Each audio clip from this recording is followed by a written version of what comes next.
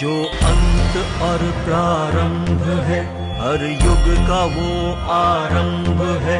ब्रह्मांड जिसने है रचा, संसार जिसमें है बसा, ये कथा देवकी नंद की।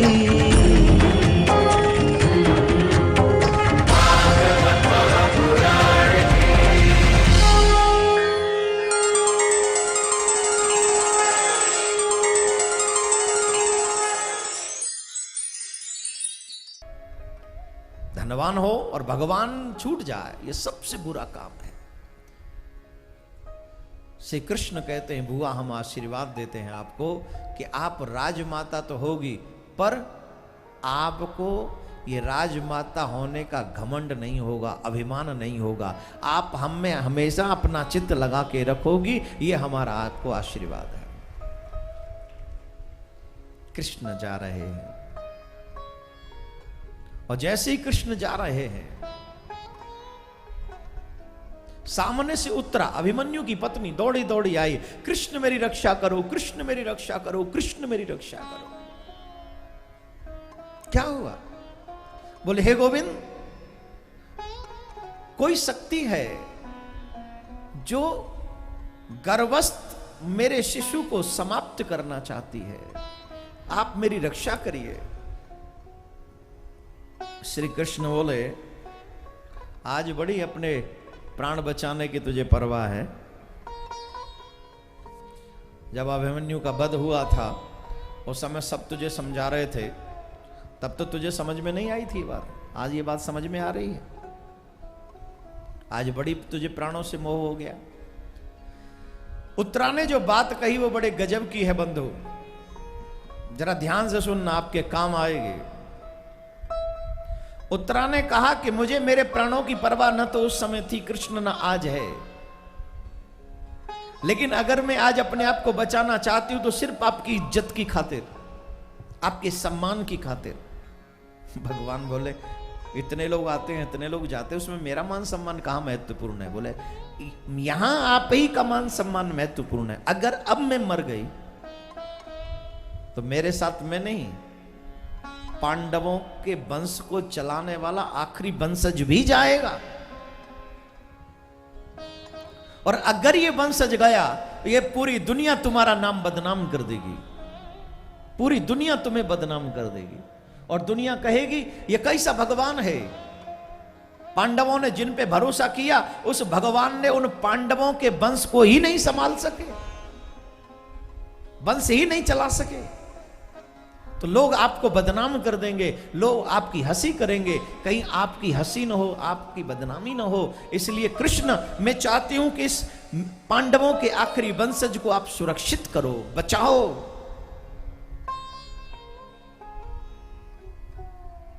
उत्तरा के वाक्य सुनकर भगवान श्री कृष्ण के नेत्र भी सजल हो गए।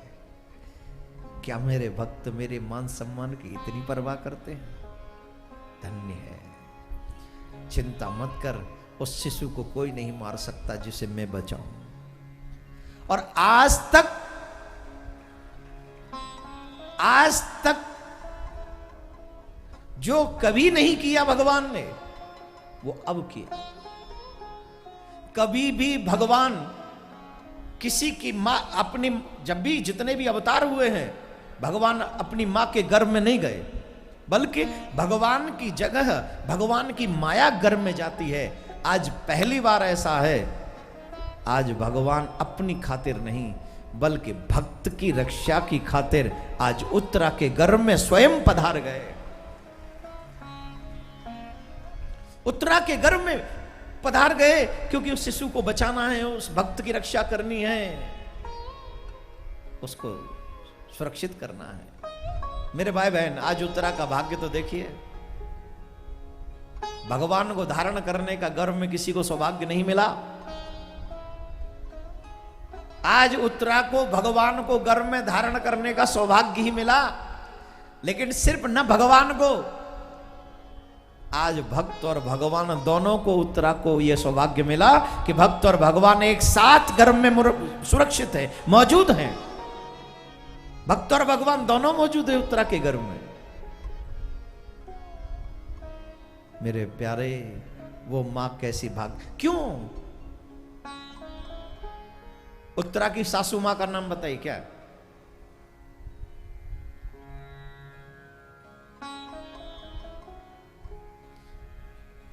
क्या यही भागवत सुनी आपने आज तक?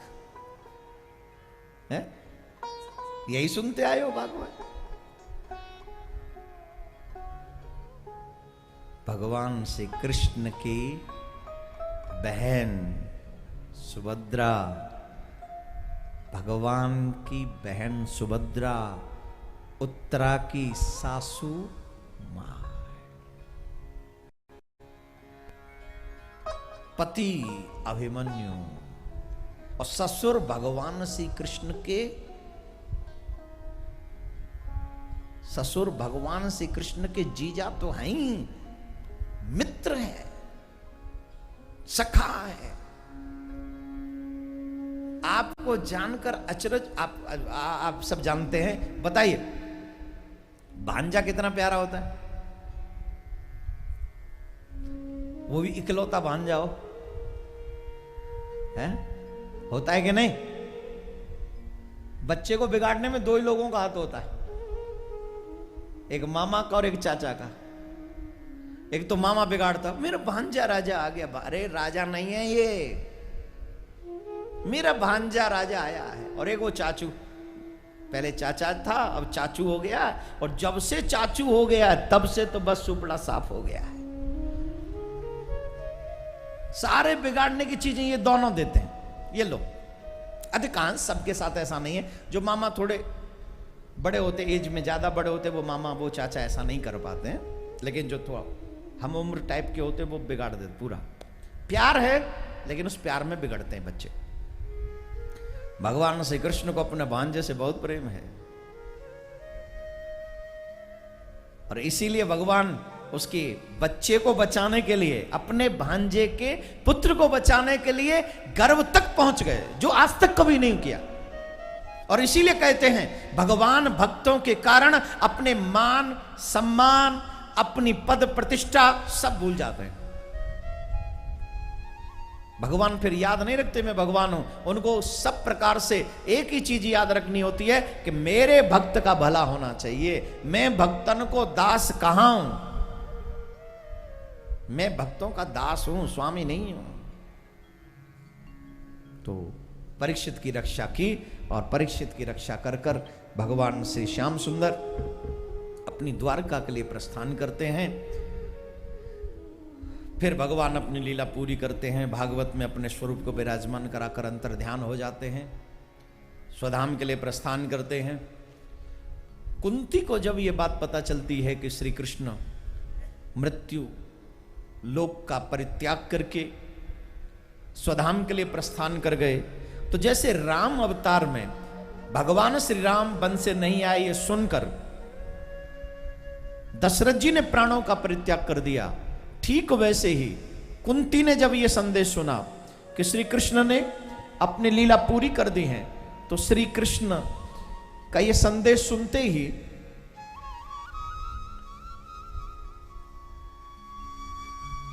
कुंती ने भी अपने प्राणों का परित्याग किया। और जिस समय परीक्षित को राजा बनाया गया पांडवों के द्वारा, उस समय परीक्षित की आयु थी 15 वर्ष। कितनी? जोर से बोलिए। 15 वर्ष।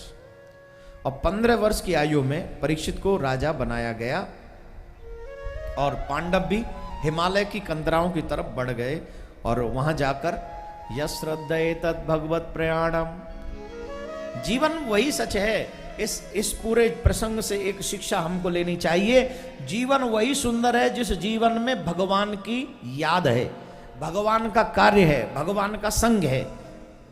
जिस जीवन में भगवान की याद न हो, भगवान का संग न हो, भगवान की सेवा न हो, वो मानव जीवन नहीं है, वो तो पशुओं का ही जीवन है, और पशु जीवन किसी काम का नहीं है। हमको भगवान ने मानव बनाकर भेजा है, तो ये भाव हमारे मन में हमेशा रहना चाहिए।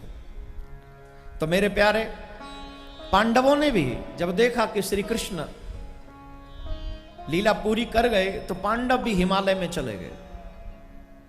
यश्रद्धेत भगवत प्रयाणम पांडव सुतानाम मित्स प्रयाणम श्रृणोत्लम स्वस्थैनम पवित्रम लद्वा हरो भक्तिमुपेत सिद्धिम। सूत जी महाराज कहते हैं, पांडवों के महाप्रयाण की कथा के प्रसंग को जो भी जीव श्रवण करते हैं, उनको भगवान के चरणों की भक्ति प्राप्त होती है। बोलिए कृष्ण कन्हैया लाल की। लद्वा हरो भक्तिमुपेत सिद्धिम। उन्हें भगवान की भक्ति प्राप्त होती है। पांडवों के चरित्र से बहुत कुछ सीखने को मिलता है। इतना कुछ सीखने को मिलता है कि क्या कहें, बड़ा ही आनंद आता है। अभी हम और आप सब कलयुग के लोग हैं, और अब यहां से कलयुग की कथा प्रारंभ हो रही है। थोड़ा सा अधिक अटेंशन दे हमें। ऐसे बैठिए। कथा जब ऐसे बैठ के सुनते ना तो ज्यादा समझ में आती है। कई लोग तो पूरे लुढ़क के ही सुनते हैं कथा। ऐसे बैठिए। और अब यहां से आगे कम से कम 15 मिनट ऐसे ही बैठे रहना है, क्योंकि 15-20 मिनट ही कथा होगी अभी। जब तक ये कथा का प्रसंग, क्योंकि कलयुग का प्रसंग है, और ये प्रसंग में पूरा चित्त आपका लगना चाहिए। परीक्षित जी महाराज एक बार कहीं से वन में भ्रमण करते हुए आ रहे थे, तो उन्होंने एक अद्भुत और बड़ा विचित्र सा दृश्य देखा। तत्र गो मिथुनम राजा हन्य मानवनात्वत दंडहस्तम च ब्रसलम दद्रसे नृपलांछनम। सूत जी कहते हैं, सोनक जी, वहां पहुंचकर राजा परीक्षित ने देखा कि एक काला सा राजा अपने हाथ में शस्त्र लेकर गाय को और बैल को बड़ी जोर जोर से पीट रहा है। जो बैल है, जिसके 4 चरण हैं, 4 चरणों में से 3 चरण टूटे हुए। कितने? 3 टूटे हुए। और एक जो चरण सुरक्षित है, उसी चरण पर वो राजा बार बार प्रहार कर रहा है, उसी चरण पर। और गाय जो वहां खड़ी है, उसे भी बार बार पीट रहा है, उसे भी प्रताड़ित कर रहा है। तो परीक्षित ने सोचा, ये मेरे राज्य में कैसे हो सकता है? क्योंकि जिस राजा के राज्य में गौ और बैल दुखी हों, वो राजा निश्चित तौर पर नरकगामी होगा, कोई बचा नहीं सकता, नरक में ही जाएगा। गौ में 33 करोड़ देवी देवता के वास है, बैल वृषभ धर्म को रूप है, वो धर्म रूप है। तो इन दोनों को आजकल लोग इनको पैसे से तोल कर देखते कि इनका मांस बहुत महंगा बिकता। अरे तुम्हारा भगवान भला करे, कल को आदमी का मांस महंगा बिकेगा, वो भी बेचना शुरू कर दोगे क्या?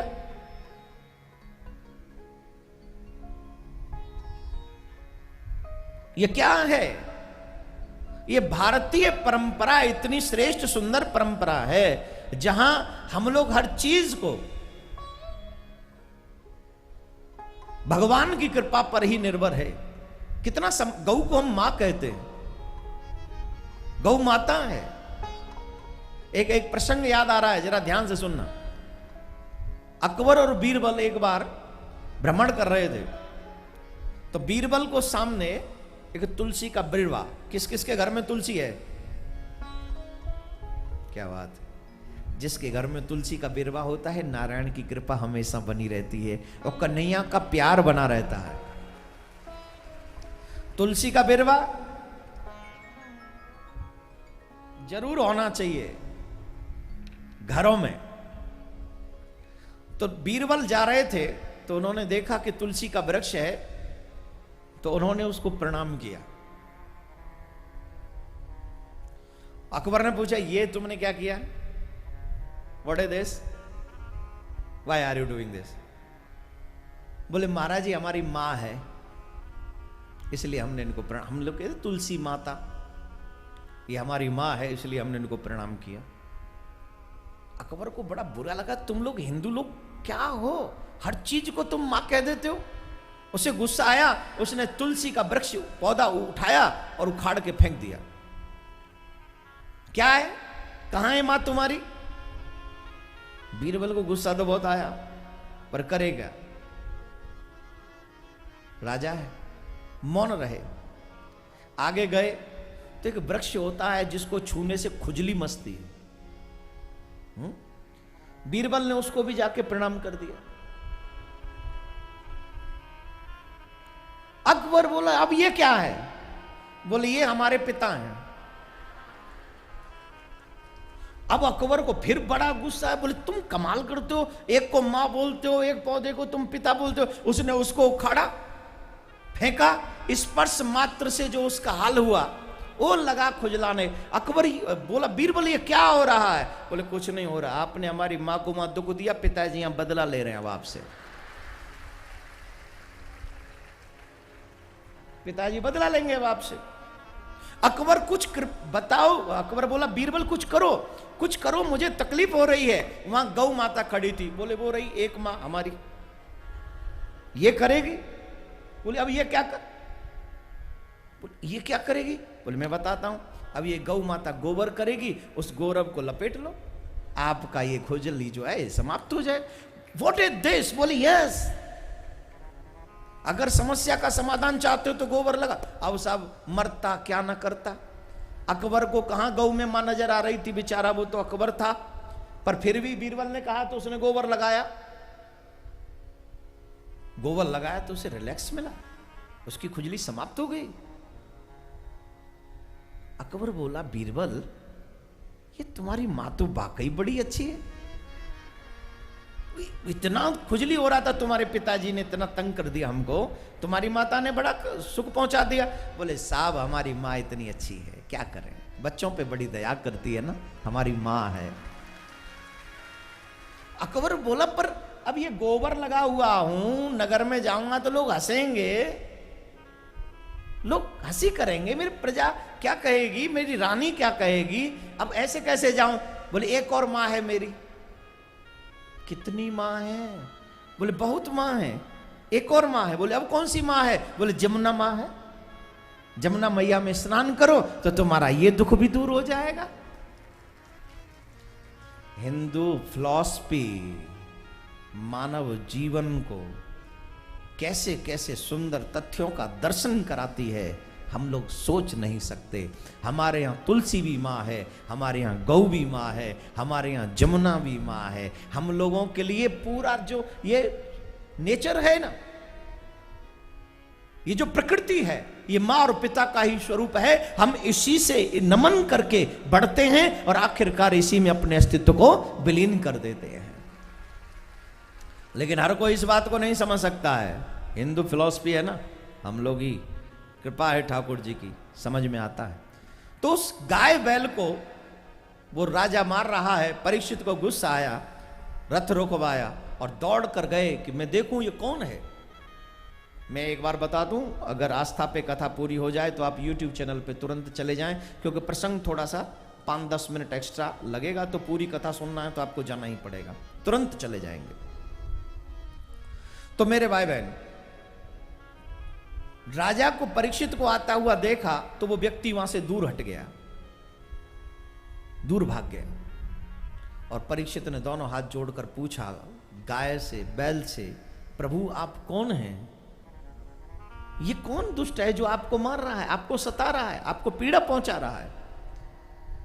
तब वो बैल कहते हैं राजन, मैं बैल के रूप में, वृषभ के रूप में धर्म हूं। मेरे 4 चरण हैं, तप, दया, दान और शौच। तप, दया, दान और शौच। कलयुग में मेरे 3 चरण टूटे हुए हैं। तप नहीं है, शौच नहीं है, दया नहीं है, सिर्फ एक चरण है दान।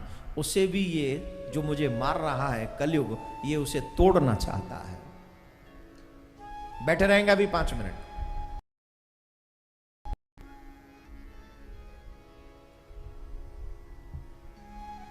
ये उस चरण को भी तोड़ना चाहते हैं। अब आप बताइए, आप तपस्या कर सकते हो क्या?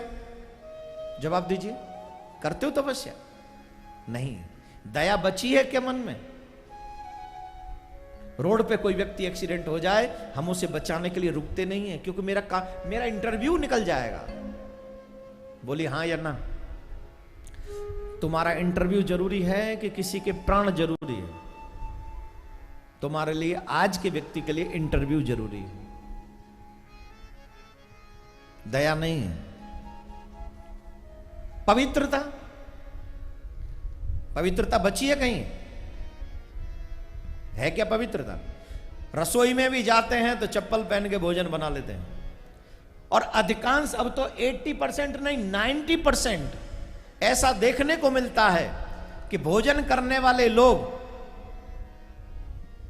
पैरों में चप्पल इत्यादि, जूते इत्यादि पहनकर ही भोजन करते हैं। हां या ना? जिस अन्न के लिए हम लोग भगवान का दर्जा देते हैं, उस अन्न का अपमान हम लोग पैरों में पन्हियां पहनकर और उससे भोजन करते समय उसका अपमान करते हैं। और ऊपर से कह दो तो ये लोग कहते हैं ये बुढ़िया पुराण है, ये पुरानी बातें हैं, अब हम मॉडर्न हो गए हैं। मॉडर्न हो गए हैं तो पहले मुंह से खाते थे, अब तू नाक से खा के दिखा। मॉडर्न हुआ है तो मुंह तो तेरा वही है, तो इसमें ना कुछ चेंजेज कर, थोड़ा तो चेंज कर। मुंह से मत खा, अब नाक से खा, आंख से खा ले। नहीं खा सकता, पुराने ही मुंह से खा रहा है आज भी। तो जब पुराने मुंह से खा सकता है तो पुरानी स्थिति में क्यों नहीं खा सकता? पुराने स्टाइल में क्यों नहीं खा सकता? उसमें क्या प्रॉब्लम है? मैं आप सबसे निवेदन करूंगा जो यहां बैठे, आज इस कथा पंडाल में ये प्रण करके जाइए कि आज के बाद हम कभी भी पैरों में पनैया पहनकर न तो भोजन बनाएंगे और न भोजन खाएंगे।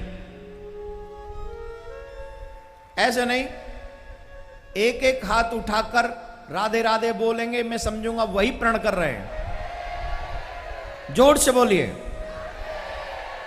और प्रॉमिस कीजिए अपने आप से कि आज के बाद हम कभी भी पैरों में कुछ पहनकर न भोजन बनाएंगे न भोजन। पक्का?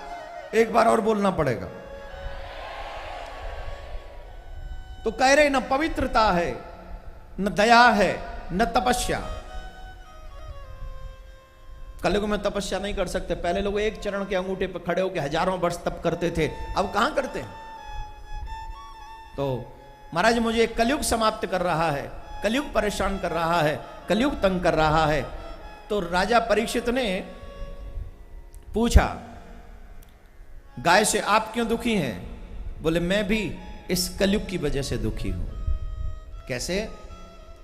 बोले ये जो कलयुग है ना महाराज, इसी की वजह से इस कलयुग में बाल हत्याएं बहुत बढ़ गई, बहुत बाल हत्याएं बढ़ गई। मैं सब कुछ सह सकती हूं लेकिन बाल हत्या नहीं सह सकती।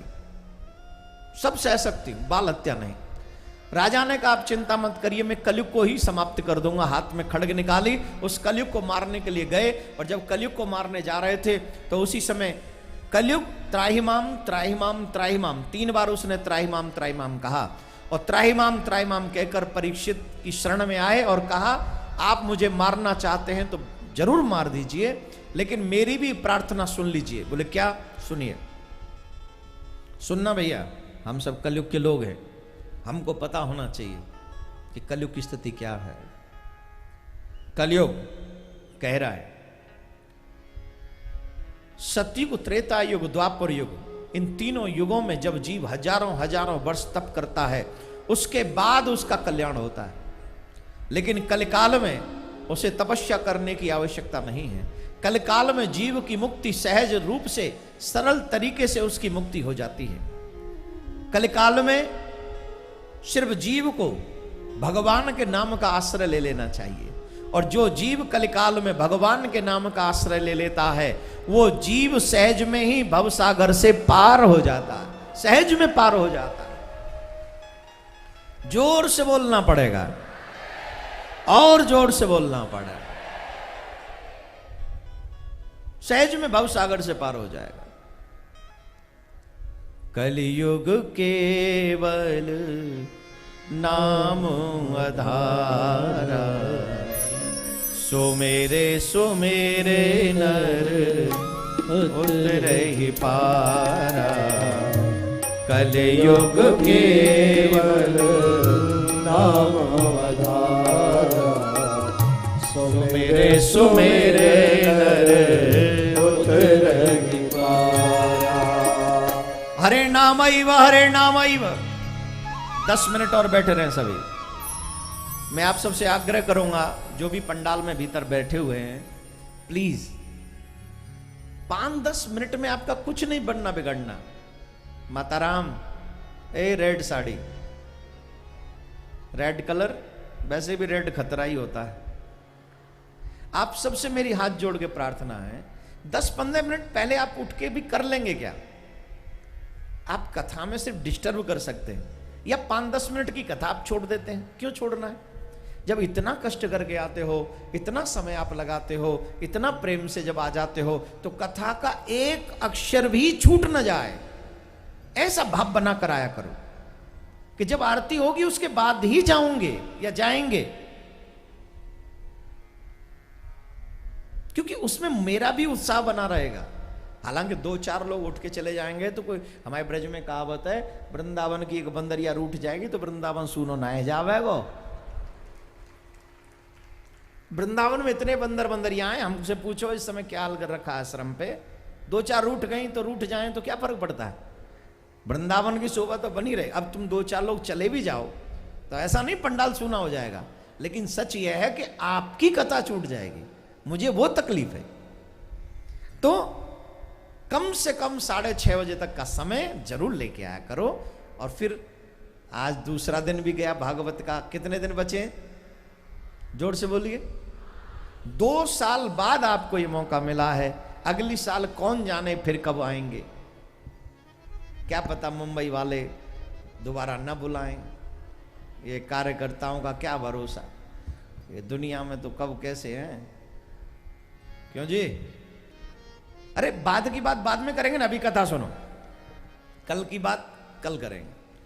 अभी राजा परीक्षित ने जब सुना कि कलयुग के जीव सहज में ही भवसागर पार हो जाएंगे, तो कलयुग से राजा ने कहा कि मैं तुम्हें मारूंगा नहीं, लेकिन तुम्हें रहने के लिए कोई जगह दे देता हूं, वहां जाके रहो।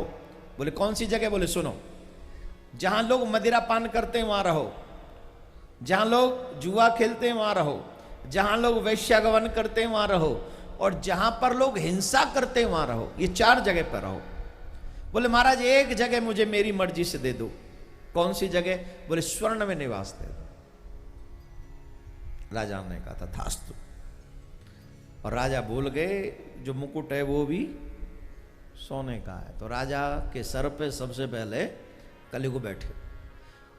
और जब जिसके जीवन में कलयुग बैठ जाए, बहुत से लोग कहते हैं महाराज हमारे जीवन में कलयुग है कि नहीं, इस बात का हमको पता कैसे चलेगा? ले हम अभी बता देते। जब तुम अपने सम्माननीय लोगों का अपमान करने लग जाओ तो समझना कि तुम्हारा कलयुग तुम पे हावी हो गया।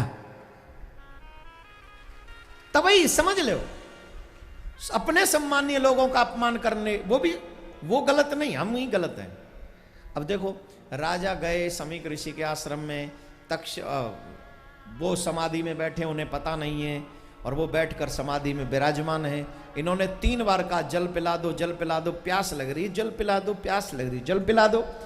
पर समीक ऋषि समाधिस्थ थे, उन्हें पता ही नहीं था, उन्हें तो पता ही नहीं था कौन आया कौन गया। राजा को लगा कि ये जानबूझ के ऋषि ने मेरा अपमान किया, ये जानबूझ के मेरा अपमान कर रहे हैं। तो उन्होंने मरा हुआ सर्प उनके गले में डाल दिया। और जब जीव किसी संत महात्मा का अपमान जानबूझ के करे तो समझ लो कलयुग से प्रेरित है, अब इसकी सुरक्षा होने वाली नहीं। उसी समय समीक ऋषि के पुत्र श्रृंगी ऋषि ने शाप दिया, इत लंघित मर्यादम तक्षकः सप्तमे हनि।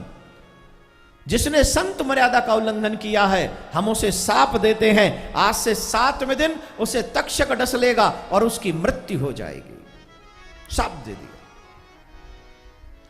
और वो सांप लगा, राजा को पता चला, और राजा ने उसी वक्त राज्य महल के सुख का परित्याग कर दिया उसी वक्त, और गंगा के तट पर आ गए ये जानने के लिए कि जिसकी मृत्यु 7वें दिन है उसे क्या करना चाहिए। My dear listeners, my dear श्रोतागण, मुंबई वासियों, हम सब की मृत्यु 7 ही दिन में है। कितने दिन में है? हाँ 7, 5 + 2 7, पक्का?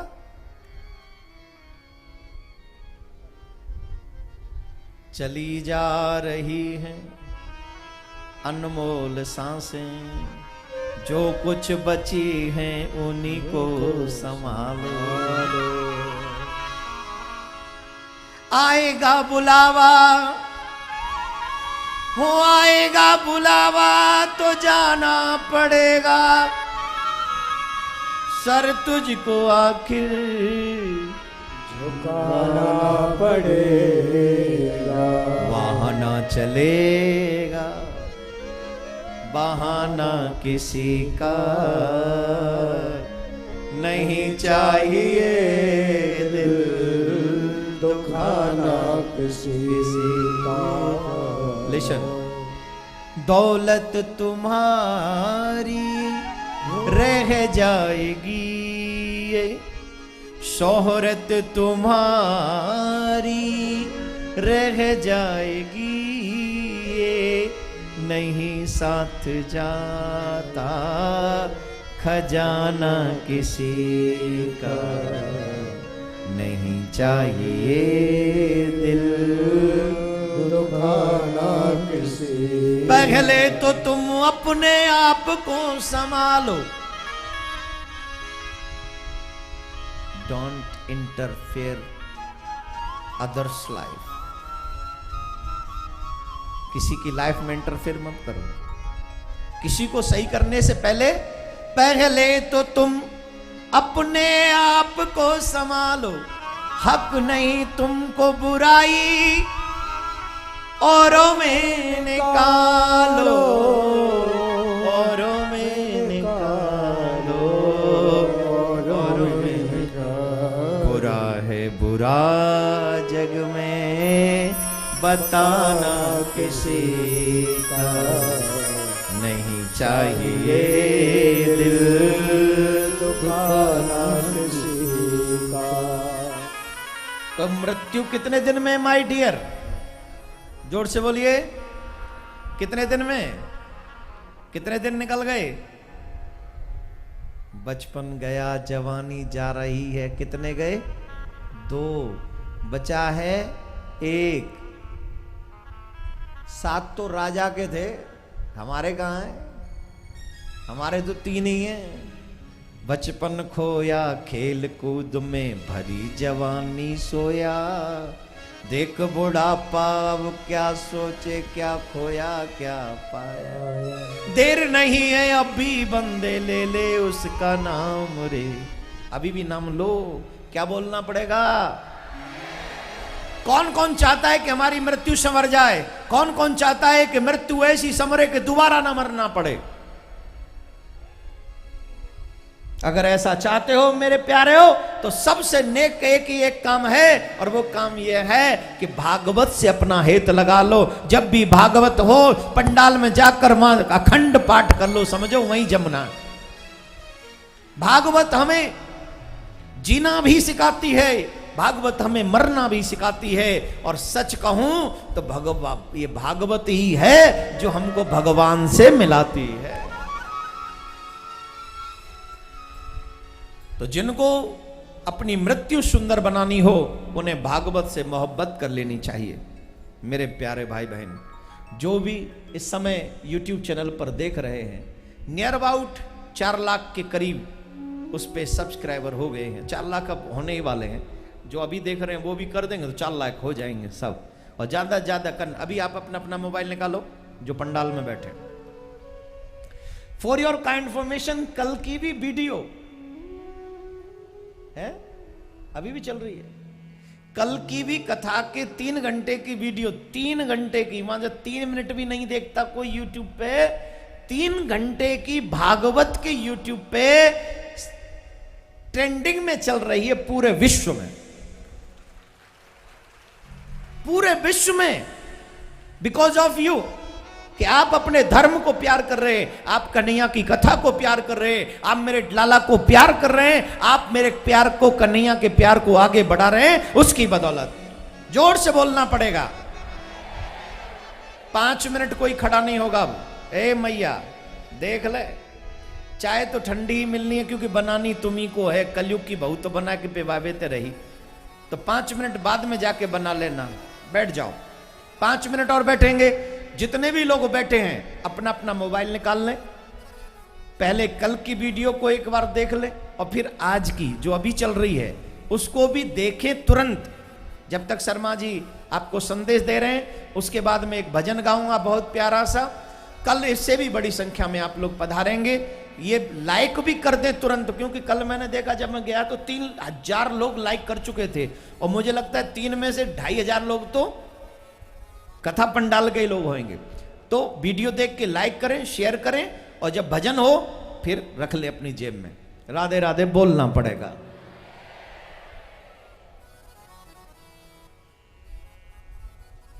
तेरी बदल जाए तकदीर, तेरी बदल जाए तकदीर, तू राधे राधे बोल जरा। तेरी बदल जाए तकदीर, तू राधे राधे बोल जरा। तेरी बदल जाए तकदीर, तू राधे राधे बोल जरा। तेरी बदल जाए तकदीर, तू राधे राधे बोल जरा। ओ तू राधे राधे बोल जरा, तू राधे राधे बोल जरा। तू राधे राधे बोल जरा, तू राधे राधे बोल जरा।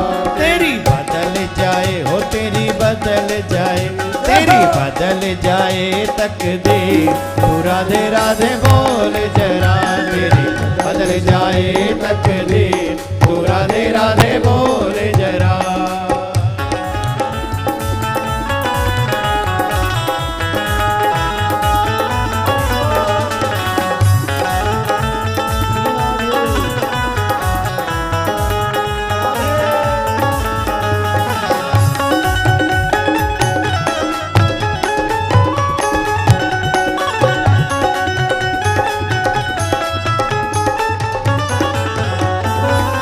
जब तू रटेगा राधे राधे, जब तू रटेगा राधे राधे, आएंगे श्याम भागे भागे, आएंगे श्याम भागे भागे। जब तू रटेगा राधे राधे, आएंगे श्याम भागे भागे। जब तू रटेगा राधे राधे आएंगे श्याम। बंद जाए बिन जंजे, तू राधे राधे बोले जरा।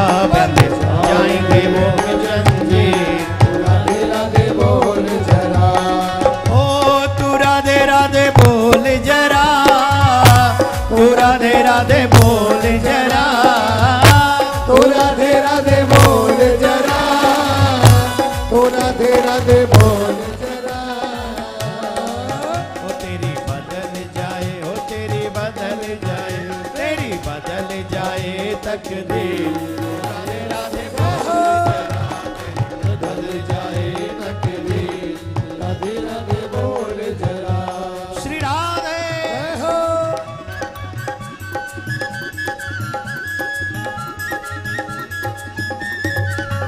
हरि बोल, प्रियाकांत जी भगवान की जय हो।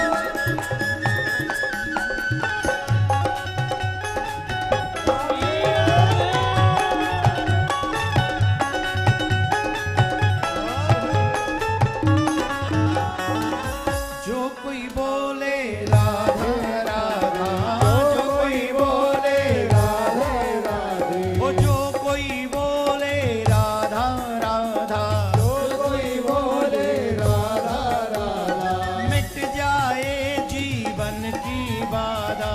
मिट जाए जीवन की बाधा। ओ मिट जाए जीवन की वादा, जाए जीवन की बाधा, हरे उनकी श्याम सब पीर, तू राधे राधे बोल जरा, हरे उनकी श्याम सब पीर, राधे राधे बोल जरा, ओ तू राधे राधे बोल जरा, तू राधे राधे बोल जरा, तू राधे राधे बोल जरा, श्री राधे तू राधे राधे बोल जरा, तेरी बदल जाए तकदीर, तू राधे राधे बोल जरा, तेरी बदल जाए तकदीर, तू राधे राधे बोल जरा।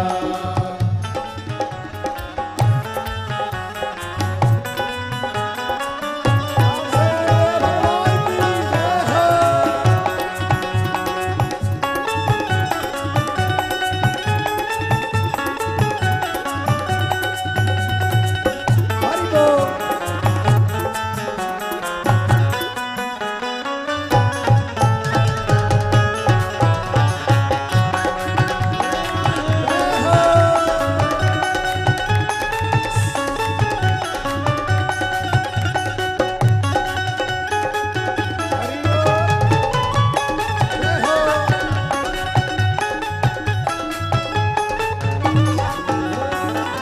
मुरली की तानों में राधे, मुरली की तानों में राधे, ओ मुरली की तानों में राधे, मुरली की तानों में राधे,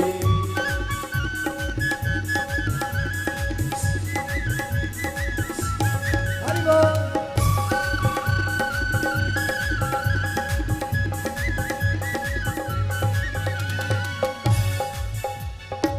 मुरली की तानों में राधे, मुरली की तानों में राधे, ओ मुरली की तानों में राधे, मुरली की तानों में राधे, ओ मोहन के प्राणों में राधे, मोहन के प्राणों में राधे, ओ मोहन के प्राणों में राधे, मोहन के प्राणों में राधे, राधा आत्म श्याम शरीर, तू राधे राधे बोल जरा, राधा आत्मा शरीर, तू राधे राधे बोल जरा, ओ तू राधे राधे बोल जरा, तू राधे राधे बोल जरा, तू राधे राधे बोल जरा, श्री राधे तू राधे राधे बोल जरा, तेरी बदल जाए, तेरी बदल जाए, तेरी बदल जाए तकदीर, तू राधे राधे बोल जरा, बदल जाए तकदीर, राधे राधे बोल जरा,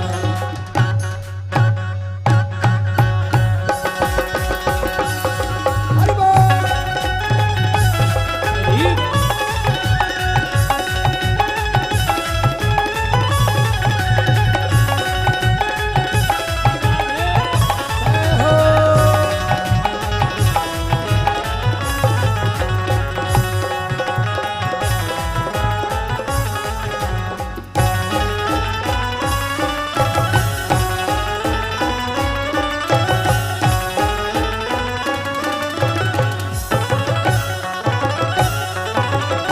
जय जय श्री राधे, जय जय श्री राधे, जय जय श्री राधे।